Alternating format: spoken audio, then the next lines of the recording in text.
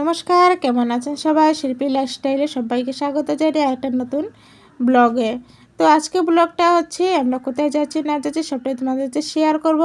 তো আজকের ভিডিওটা খুবই ভালো লাগবে তোমাদের কাছে, আশা করি সবাই ভিডিওটা সম্পূর্ণ দেখবে, ফার্স্ট থেকে লাস্ট অবধি দেখবে, একদম স্কিপ করবে না।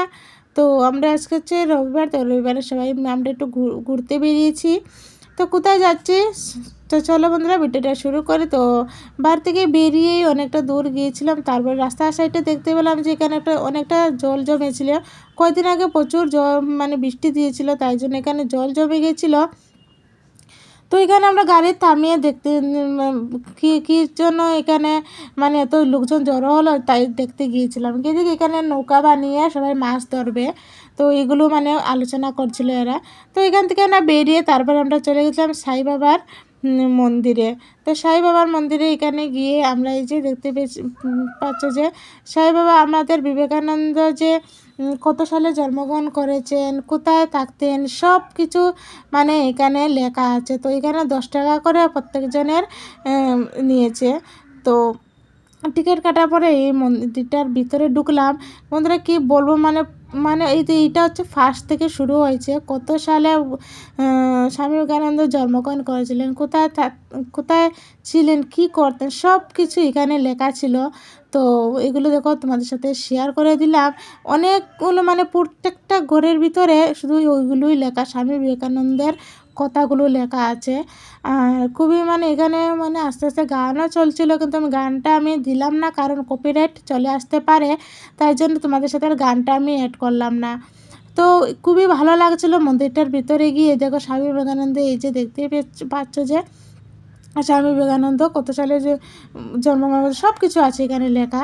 তো যাই হোক, এখান থেকে তো পুরোটা দেখিয়ে দিলাম তোমাদের, কেমন লাগছে অবশ্যই কমেন্ট করতে ভুলবে না। আর এটা হচ্ছে কন্যাকুমারী যাওয়ার আগে এই মন্দিরটা।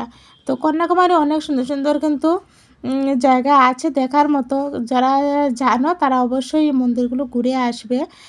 একদমই কম খরচায় হয়ে যাবে, টিকিট মাত্র 10 টাকা করে নিয়েছে, ঠিক আছে। তো এখান থেকে বেরিয়ে আমরা চলে গেছিলাম আরেকটা মন্দিরে দেখব বলে। তো এখানে গিয়ে দেখেছি কিছুই নেই, শুধু স্বামী বিবেকানন্দের এই যে এখানে কয়েকটা সাইনবোর্ড লিখে দিয়েছে। তো আমরা চলো দেখে আসি, যে এইদিকে তো যাচ্ছি, তাহলে আর এটা দেখলে কি আর এত মানা, তো চলো দেখে আসি।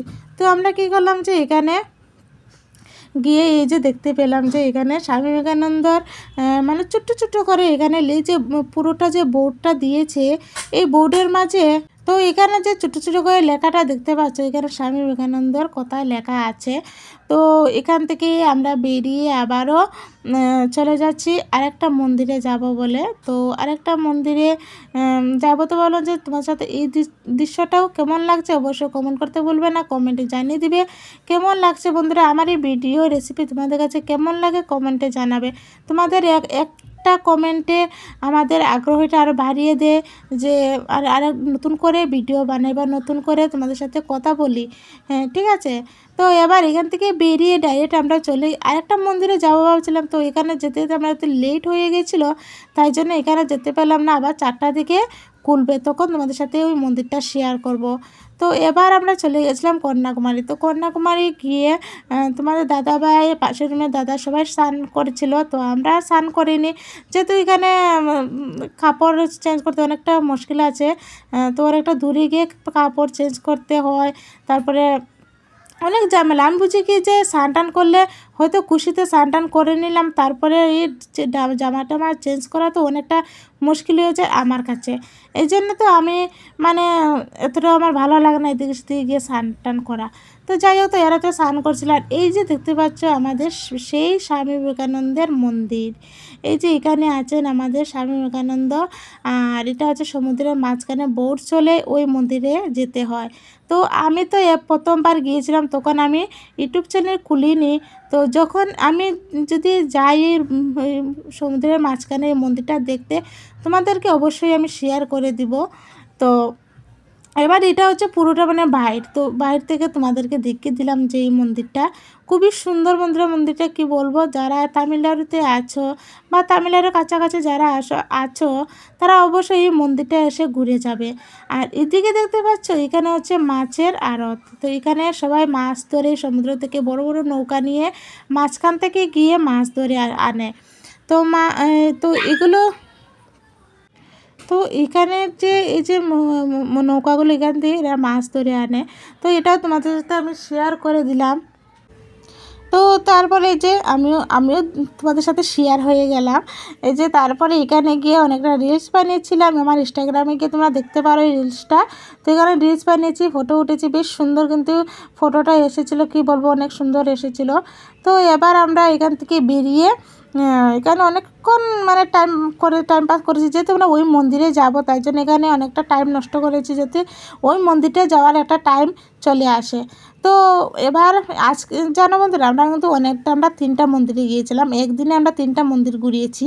তো এখান থেকে বেরিয়ে, মন্দির থেকে বেরিয়ে মানে এই কন্যাকুমারীও মানে এটা হচ্ছে মশলার একটা দোকান। তো মশলার দোকানে এই যে সব কিছু মানে এখানে পাওয়া যাবে, মশলা মানে সব কিছু এখানে পাওয়া যায়। তো এখান থেকে আমি কিছু নিলাম না। তো তারপরে পাশের মেয়ে দিদি দেখো বলছে ও গেঞ্জি নিবে, তো ওর মানে শ্বশুরের জন্য বলছে শার্ট নিবে, তো গেঞ্জি বলছিল নিবে, তো গেঞ্জি ছিল না। তারপরে এখান থেকে শার্ট কেনাকাটা হলো, কেনাকাটা করার পরে আর এখানে খুব সুন্দর সুন্দর কিন্তু, তো এখান থেকে কেনাকাটা করার পরে আমরা ওই মন্দিরে যাওয়ার উদ্দেশ্যে বেরিয়ে পড়েছি। তো এবার আমরা এখান থেকে বেরিয়ে যাব। আর এখানে কিন্তু সব ধরনের কাপড় বা মশলাপাতি বা আয়না টায়না সব কিছু। আর এই যে হচ্ছে সেই মন্দিরটা, 4টার দিকে যে বলছিলাম যে খুলবে, এই হচ্ছে সেই মন্দির। এই মন্দিরে আস্তে আস্তে অনেকটা লেট হয়ে গেছিলো, রাত্রে হয়ে গেছিলো, কিন্তু দিনে থেকে রাত্রে দেখতে বেশ ভালোই লাগছে, কতটা লাইট জ্বালিয়েছে। তারপরে কিন্তু আরেকটা সমস্যা কী জানো বন্ধুরা, এখানে কিন্তু মোবাইল এলাও নেই ভিতরে, ভিতরে একদম মোবাইল নিয়ে যেতে পারবে না। কিন্তু ভিতরটা এত সুন্দর, কি বলবো, মানে রামায়ণের সব কিছু মানে এখানে আছে, যে রাম কীরকম বিয়ে করেছিলেন, কীরকম উনি বনবাসে গিয়েছিলেন, কীরকম সীতাকে উদ্ধার করেছিল রাবণ, সব কিছু এভরিথিং সব কিছু এই মন্দিরের ভিতরে লেখা আছে। তো মোবাইল তো নিয়ে গেছি, বাট কিন্তু একটাই দুঃখের বিষয় যে মোবাইল ক্যামেরা তো আর করতে পারলাম না, তোমাদের সাথে সেই জিনিসটা আমি শেয়ার করতে পারলাম না। এটাই মানে একটু কষ্ট লাগছিলো। কিন্তু বাইরটাও দেখতে পাচ্ছ, বাইরটাও কিন্তু হেভি, বাইরটাও তোমাদের সাথে দেখেছি, দেখো কত সুন্দর। দেখো এখানে ময়ূর আছে, গরু বাছুর আছে, হাতি আছে, সব কিছু এখানে কিন্তু আছে। এখানে গিয়েও কিন্তু আমি রিলস বানিয়েছি, আমার ইনস্টাগ্রামে গিয়ে তোমরা দেখতে পারো। আমার ইনস্টাগ্রামের আইডির নাম হচ্ছে শিল্পী.উত্তম, আমার হাজব্যান্ডের নাম দেওয়া আছে। তো এখানে যে সবাই গিয়ে ঢুকছে দেখতে পাচ্ছি, কিন্তু মোবাইল আমি যেই মানে ভিতরে ঢুকেছি মোবাইল নিয়ে, বলছে ম্যাডাম মোবাইল অফ, আমি অফ করে দিলাম। তারপর এটা হচ্ছে পিছন, তো পিছনের দিকে আমরা যাচ্ছি। তো পিছনে এই যে দেখতে পাচ্ছ লাইট জ্বালানো, তো ভীষণই সুন্দর লাগছিলো। যে দিনে যখন এসেছিলাম তখন কিন্তু এটা মানে এতটা ভালো লাগছিল না, কিন্তু রাতে যে লাইটিংটা জ্বালিয়েছিল না, হেভি লাগছিলো। তো এখানে দেখতে পেলে একটা মানে ময়ূরও অনেক সুন্দর করে বানিয়েছে, ময়ূর। তারপরে এখানে বক, অনেক কিছু বানিয়েছে। এটা হচ্ছে পিছন বাজু থেকে কাজও চলছিল।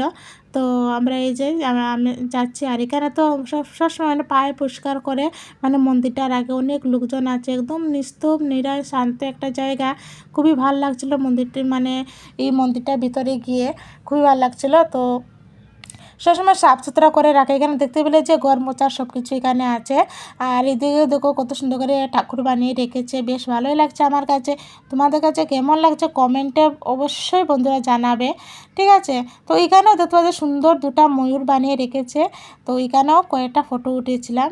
আর জানো বন্ধুরা, মেয়েদের একটাই স্বভাব, যে কোনো একটা সুন্দর একটা জায়গা দেখলেই বলবে না চলো এখানে একটা ফটো উঠি বা এখানে একটা ভিডিও বানাই, এটাই হচ্ছে মেয়েদের একটু স্বভাব, ঠিক আছে। তো এবার আমরা পিছন থেকে মানে সুন্দর করে আমাদের ঘুরিয়ে টুরিয়ে দেখিয়ে এবার চলে যাব সামনের দিকে। আর ওই যে দেখতে পাচ্ছ এটা হচ্ছে ভোলানাথ, এই যে ভোলানাথকেও সুন্দর করে উপরে বসিয়ে দিয়েছে, এখানে গিয়ে ভোলানাথেরও ভিডিও বানিয়েছিলাম। এত সুন্দর মন্দিরটা, মানে কি বলবো, মানে বলার একদমই বাইরে। আমার কাছে কি বলবো বন্ধুরা, আমি বারবার একটাই কথাই বলবো যে আমার কাছে দারুণ লেগেছে মন্দিরটা। তোমরা যারা মানে কন্যাকুমারী বা তামিলনাড়ুতে আছো, তোরা অবশ্যই এই মন্দিরটা যাবে। আর মন্দিরটা হচ্ছে একদমই কন্যাকুমারী যাওয়ার আগে, বুঝতে পারলে, কন্যাকুমারী যাওয়ার আগে এই মন্দিরটা। তো এবার আমরা এখান থেকে বেরিয়ে যাব, এখান থেকে বেরিয়ে গিয়ে আমরা আর একটা মন্দিরে যাব। আর ওই মন্দিরে যেতে যেতে যেন আমাদের অনেকটা লেট হয়ে গেছিলো। আর এটার ভিতরে কিন্তু জুতা একদমই অ্যালাউ নেই, জুতা রেখে তুমি মন্দিরে যেতে হবে। খুব সুন্দর মন্দিরটা। তো এখানে অনেক লোকজন ছিল, অনেক লোকজন আসছে যাচ্ছে এরকমই। কত সুন্দর দেখতে পাচ্ছ, মানে ভিতরে বাইরে থেকে দেখিয়ে দিলাম। তারপরে আমরা যাচ্ছি আরেকটা মন্দিরে। তো ওই মন্দিরে যেতে যেতে আমাদের অনেকটা লেট হয়ে গিয়েছিলো, যেহেতু রাত 8টা বেজে গেছিলো। আর এটা 8টার বেশি আর মানে খুলে না। তো আমরা গিয়ে যাই হোক ভগবানের কৃপায় আমরা মানে মন্দিরটা খোলাও পেয়েছি, আর অথচ প্রসাদও পেয়েছি, আর এখানে পুজোটাও দেখতে পেয়েছি। এতটাও মানে লেট হয়নি। কিন্তু মানে আর একটা সময় ছিল যে ওই পিছনে যে যাবো মন্দিরটার, এখানে যাওয়া এলাও নেই, কারণ রাত অনেক হয়ে গেছে, বন্ধ করে দিয়েছিল। তারপরে কি এবার আমাদেরকে প্রসাদও দিয়ে দিয়েছিল, আমরা প্রসাদও খেয়ে নিচ্ছি। আর এই যে তোমাদেরকে ভালো করে সুন্দর করে ঘুরিয়ে দিয়ে দেখিয়ে দিলাম কত সুন্দর মন্দিরটা। আর এখান থেকে কিন্তু ওই কন্যাকুমারী মন্দিরটা দেখা যায় ওই মন্দির থেকে। তো এখানে সবাই বসে প্রসাদ খাওয়ার পরে আমরা মানে এখান থেকে বেরিয়ে চলে আসবো। ভিডিওটা কেমন লাগছে কমেন্টে জানাবে। আজকে তো ভিডিওটা এখানে শেষ করলাম। টাটা, বাই বাই, দেখা হচ্ছে নেক্সট।